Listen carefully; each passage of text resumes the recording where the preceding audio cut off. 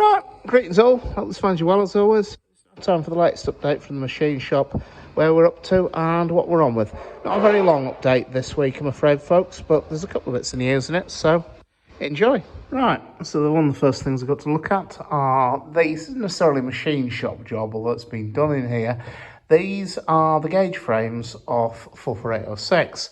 Now, what's happening is Ian Riley's getting the stage where the boiler for 806 is getting nearer and nearer to completion, and so we've been asked to dig the gauge frames out and overhaul them, sort them, and so Andrew Jeffrey's been on with this.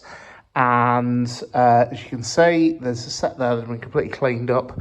He's fitting new finger sleeve packings. These are the graphite sleeves that go into the bore there, and then the spindle, which is that. I'll see if we can find one, actually. There must be one lying around.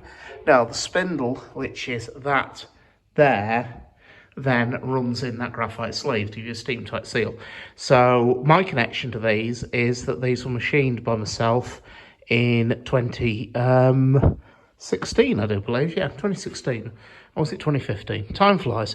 Anyway, the reason the new ones were machined was the originals, which used the 4-strip packing on the cocks rather than the clinger sleeves. They were very badly worn, and I think one of them was cracked, actually, as I remember, and so they were condemned, and so new castings arrived. And so one of the first jobs I got on with when I started here, which was, it was 2015, when I started here, was machining these. So yeah, they've held pretty well, even if I say so myself. One thing Andrew has got is a couple of bungs have either gone missing or got damaged, and so you can see the new shiny bungs there and there.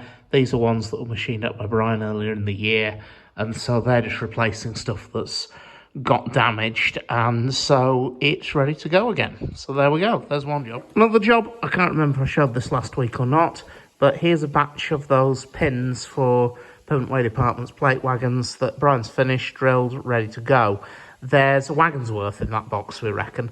I reckon they take 12 pins, because I think it's 3 a door, 2 doors a side, 2 sides of wagons, so I reckon 12 pins should be enough. So there's a wagon's worth there, ready to go. Another job Brian's been on with is sorting out these little things, which are the ashpan mounting studs for Heartland. He's been milling the slots into them. He's exactly halfway through the job now, so he's quite happy.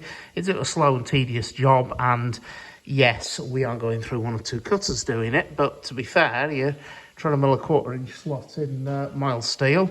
And just entering stage left at this very moment, ladies and gentlemen, the one and only Mr. Douglas Foster, who will not be with us after tomorrow because he's going off to lead a life of leisure and, what was it, Dougie? Debauchery. Good for you. So, yes, so Dougie will be off out and about, generally getting a wee. So, there we go. Okay, so sorry about that, folks. A very eloquent man, Mr. Foster, very eloquent. Anyway, another job we got on with is the piston packings for Repton. They're all now finished and ready to go.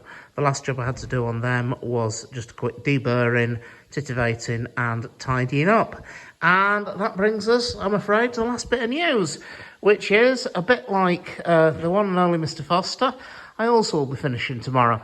Whereas Dougie's retiring, I'm actually going self-employed. Hopefully making money, doing pretty much what I do now, except doing it for myself rather than for the company. So I hope you've enjoyed these video updates. Hopefully something will emerge in a very similar form to carry on the theme, but it won't be me talking nonsense, I'm afraid. So, yeah, I hope you've enjoyed them, hope you've liked them, and it only leaves me one thing to say. Take care, and I'll see you around.